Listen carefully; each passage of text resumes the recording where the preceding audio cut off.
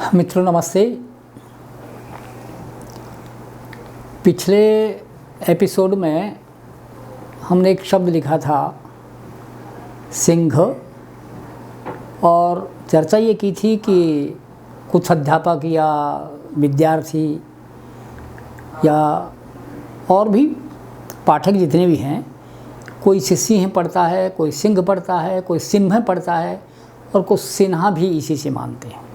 ये हमारी चर्चा का विषय था। आपने विचार किया होगा इस पर, बोल के देखा होगा।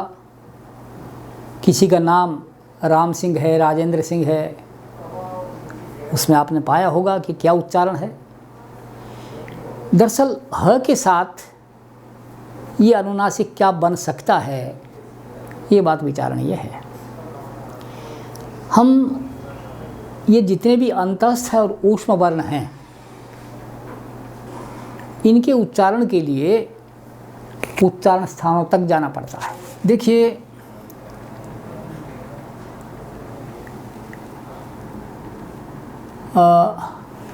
ह मैंने लिखा,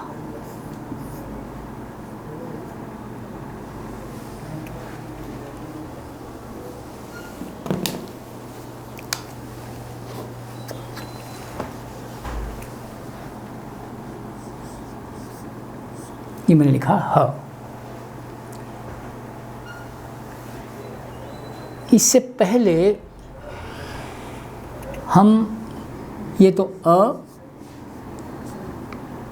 ये क वर्ग, क, ख, ग, घ और ङ।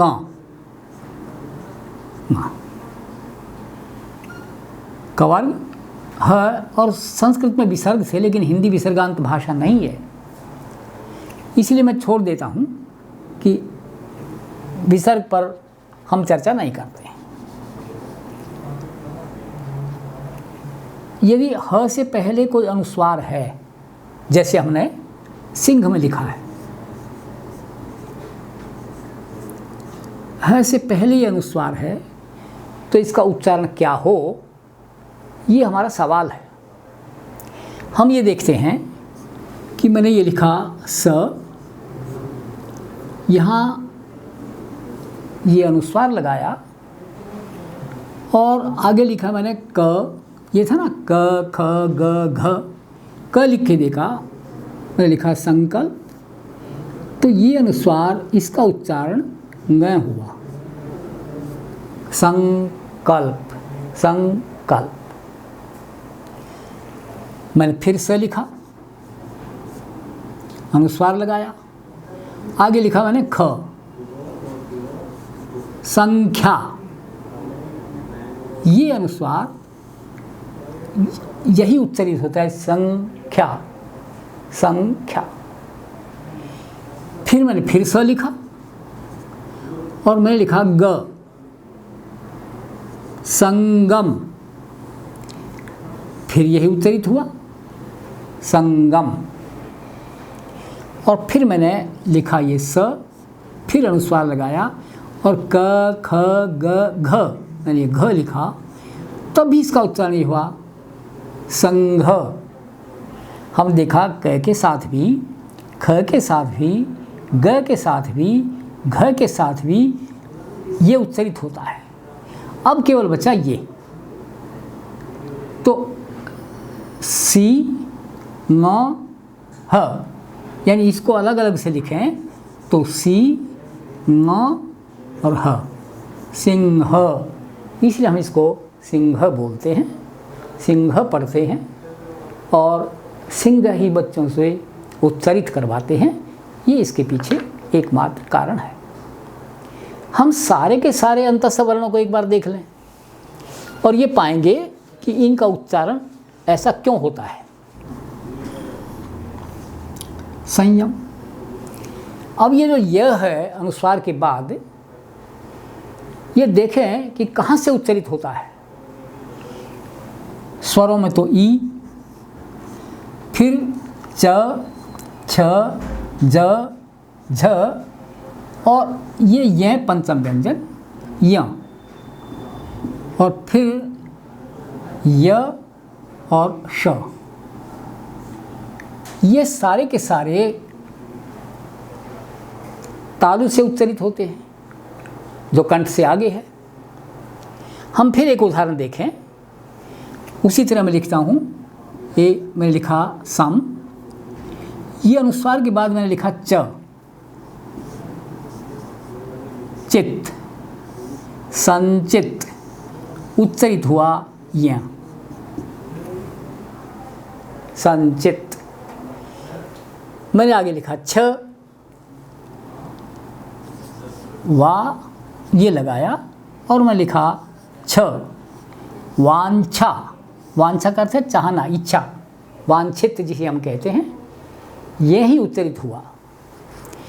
च छ ज, हम लिखते हैं मंजू, मंजुल,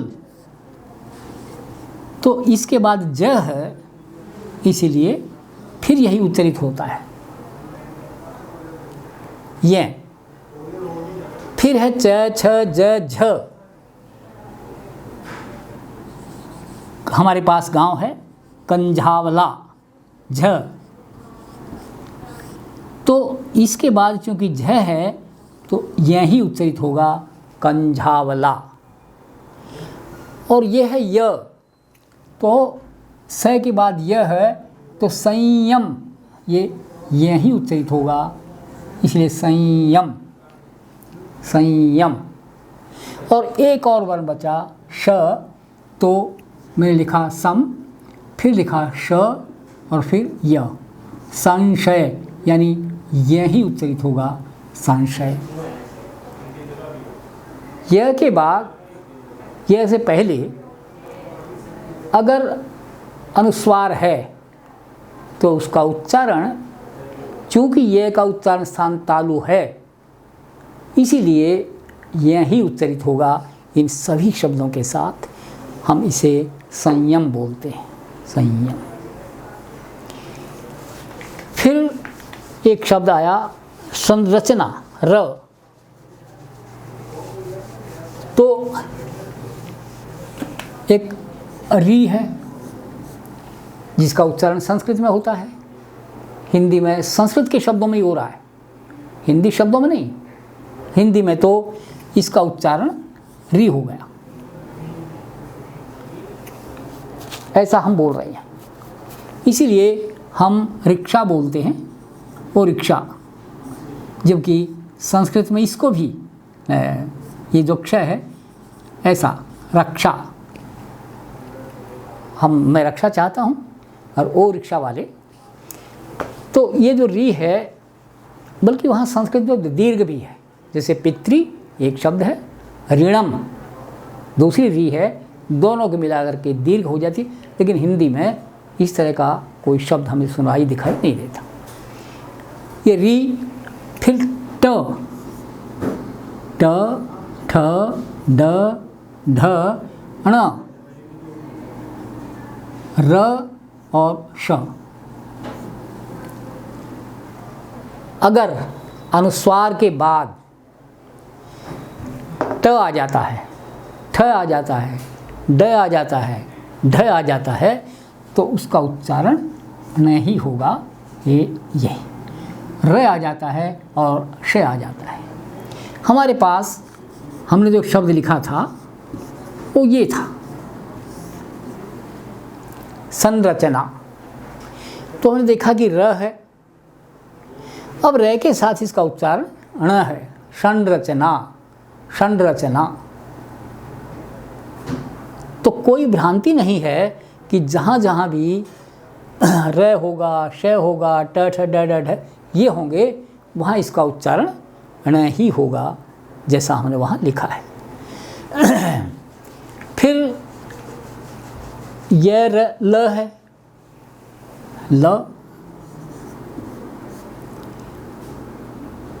दरअसल संस्कृत में री भी था, वो हमने छोड़ दिया। त, थ, द, ध, न, ल और श, ये वर्ण है। अगर अनुस्वार के बाद ये आते हैं, जैसे ये मैंने ये लिखा और यहाँ लिखा त, तो इसका उच्चारण नहीं होगा। संत, संतरा, सुंदरा, सुंदर, त थ द, त के साथ। फिर थ है, मैं लिखा ए क लिखा, अनुस्वार लगाया और थ, कंथा। कंथा कहते गोदड़ी को, जिसमें बच्चे को लिटा देते हैं उसको बोलते कंथा, यानी इसका उच्चारण ये होगा त थ। फिर आया द, कंदरा, द है, इसका उच्चारण नहीं होगा, कंदरा। फिर आया ध, कंधा, स्कंध जिसे बनता है कंधा, ध आया तो भी इसका उच्चारण ये हुआ। फिर ल आया तो हमने ये लिखा था, एक शब्द दिया था हमने ये संलाप, तो ये जो है ये भी यही है संलाप। और फिर है श, संशय, नहीं स, सॉरी स, दंत स।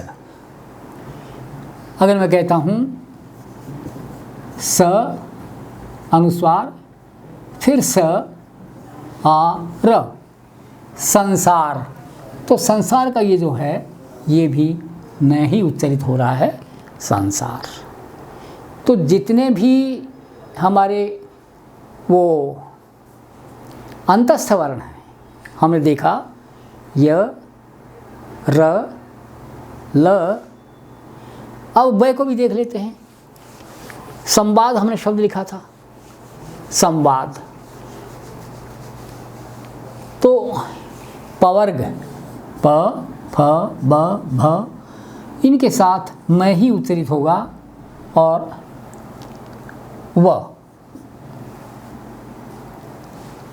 मैंने लिखा सम, इसके बाद यदि प आ जाता है तो संपादक, इसका उच्चारण ये हुआ म, संपादक। फ आया, फ,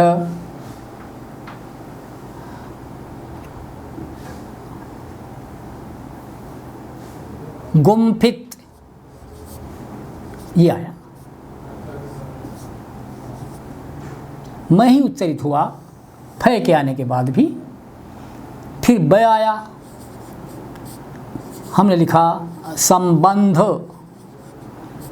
ये ब है इसलिए मैं ही होगा। प, फ, ब, भ, संभव, संभव, मैं ही उच्चारित होगा। फिर वह जो हमारा शब्द था सम, वा, द, ये जो अनुस्वार है ये म ही है, संवाद। इसीलिए जितने भी अंतस्थ वर्ण हैं उन सब का उच्चारण स्थान के आधार पर इस अनुस्वार का उच्चारण हो जाता है। और ऊष्म ध्वनियाँ हैं, अभी हमने देखा था संसार, हमने ये श, ये भी देखा हमने, श, संशय, संसार में ये स भी देखा, और अंत में वो है भी देखा, जिसको हम संघार कह सकते हैं, सिंह कह सकते हैं। तो उनतस्थ ध्वनियाँ वर्ण और ऊष्म वर्ण, इन सब के साथ उच्चारण स्थान के आधार पर अनुस्वार उच्चारित होता है। ये छोटे बच्चों की बात नहीं है। जब बच्चे सियाने समझदार हो जाएं, 10वीं क्लास में चले जाएं, उच्चारण स्थान का बोध उनको हो जाए, तब ये बातें समझाने की हैं। और हम सीधे के सीधे शब्द बोलते हैं, बच्चे वैसा ही उच्चारण करें और उनका प्रयोग करते रहें। आपने ये देखा होगा कि संस्कृत में एक संधि है, आयादि संधि। अच संधि का एक भेद है, पहले दीर्घ संधि है, फिर गुण संधि है, फिर वृद्धि है, फिर यण है, उसके बाद अयादि संधि है। हिंदी में उस अयादि संधि की ज़रूरत नहीं है कतई। क्यों नहीं है? क्योंकि उन शब्दों का जो विच्छेद करते हैं उनका कोई अर्थ ही नहीं है, तो हमें जानकारी नहीं। जैसे मान लिया एक पो है, ये आगे अन है, हमें ना तो पो का पता क्या होता है ना अन का पता होता है, और शब्द बना दिया हमने पवन। ये शब्द बना दिया पवन। तो क्यों हम सीधा सीधा पवन सिखा दें? पवन है, नयन है, भवन है, नायक है, गायक है, सीधे ये शब्द सिखा दें। उनकी वो संधि सिखाने का यहाँ कोई औचित्य नहीं है। इसीलिए दो संधियाँ, एक ये अयादि संधि और एक विसर्ग संधि, ये दोनों की दोनों हिंदी में लगभग समाप्त हो गई है। क्योंकि हिंदी विसर्गांत भाषा नहीं है, इसलिए विसर्ग खत्म, और इनमें कोई अर्थ नहीं है। इनके साथ यदि हम ऐसा करते हैं तो कई समस्याएं आती हैं। मैं TCS, टाटा कंसल्टेंसी सर्विसेज, उनके जो पेपर आते हैं, कोई भी बनाता है, उसी मॉडरेशन का काम मैंने किया। तो कई जगह संकट पैदा हुआ, और जब हमने लिख के भेजा तो वह सहमत तो हैं, लेकिन कहते जी प्रचलन है, हमें ये देखना है कि वो प्रचलन भी ठीक है या नहीं है। तो कुछ चीज़ें वो हमें छोड़नी पड़ेंगी, चाहे वो संधि संस्कृत की हों या वैसे किसी शब्द का मेल हुआ हो, यदि वो तार्किक ढंग से पूर्ण उतरता है, तर्कपूर्ण है, तो हम स्वीकार करें, वरना हम स्वीकार नहीं करेंगे। ये उच्चारण की भी स्थिति है। हमने अंतस्थ वर्णों के साथ और ऊष्म वर्णों के साथ ये अनुस्वार को देखा और ये पाया कि ये अनुस्वार का उच्चारण इन अंतस्थ वर्णों के साथ और ऊष्म वर्णों के साथ वहाँ जो उनका उच्चारण स्थान है उसके पंचम व्यंजन का होगा, जो उस पंक्ति में आ रहे हैं। मित्रों, ये हमें ध्यान रखना पड़ेगा, और ये भी बच्चों को बताना पड़ेगा, जब बच्चे समझदार हो जाएं, कि क्यों उच्चारण का ये अंतर आ रहा है। य र ल व म, ये जो वर्ण हैं दिखाई एक दे रहा है सब जगह अनुस्वार, और यही बात जब हिंदी में उनकी, जैसे हमने लिखा था गंगा, ऊपर लिख दिया, मैंने लिखा कंकाल, तो संस्कृत के आदमी ने इसे स्वीकार नहीं किया। वो कहते हैं नहीं, यहाँ ङ होना चाहिए। लेकिन हिंदी ने कहा पचड़े में पढ़ने की ज़रूरत नहीं है, सब जगह अनुस्वार की बात। हाँ, संस्कृत ऐसा केंद्रीय हिंदी निदेशालय ने एक ये किया कि यदि वो संस्कृत में ये कोई लिखना चाहता है वो लिखे, लेकिन हिंदी के लिए हमें ये जो मानकता हम दे रहे हैं इसका अनुपालन किया जाना चाहिए। तो हम बच्चों को मानक वर्ण सिखाएं। उसमें 2-3 और बातें थी जहां हमने अपनी बात को छोड़ दिया था। वो ये था कि हम कैसे उनको संयुक्त वर्ण बनाएं, किस तरह से ई की मात्रा का प्रयोग करें, योजक चिन्ह का प्रयोग कहाँ हो, वाला एक प्रत्यय है, उसका जब प्रत्यय है तो क्यों ना सब जगह जाने वाला और टोपी वाला एक तरह से लिखा जाए। शी शब्द को हम मिलाकर लिखें या अलग लिखें। इसी तरह जी को शब्द के साथ सुंदर जी या सुशील जी इकट्ठा लिखें या अलग लिखें। तो अनेक तरह की समस्याएं थी जिन पर केंद्रीय हिंदी संस्थान ने विचार किया, और ये बात बच्चों तक चली जानी चाहिए ताकि भाषा की एक रूपता बनी रहे। मित्रों, बहुत बहुत धन्यवाद। हमें विश्वास है कि आपने बहुत ध्यान से सुना होगा और इसको अमल में लाने का प्रयास निश्चित रूप से करेंगे। इस विश्वास के साथ आज की बात को मैं समाप्त करता हूं, और फिर अगले एपिसोड में कुछ सवालों को लेकर, कुछ शब्दों को लेकर, या शब्द निर्माण की प्रक्रिया, क्योंकि कोई भी अध्यापक अपने विद्यार्थी से ये चाहता है कि वो शब्द निर्माण कर सके और शब्दों का भंडार उसके पास हो। शब्द भंडार में क्या क्या चीज़ें होंगी, शब्द निर्माण किन किन विधियों से होगा, इन पर अगले मुलाकात में, अगले एपिसोड में हम आपसे बात करेंगे। बहुत बहुत धन्यवाद। नमस्कार।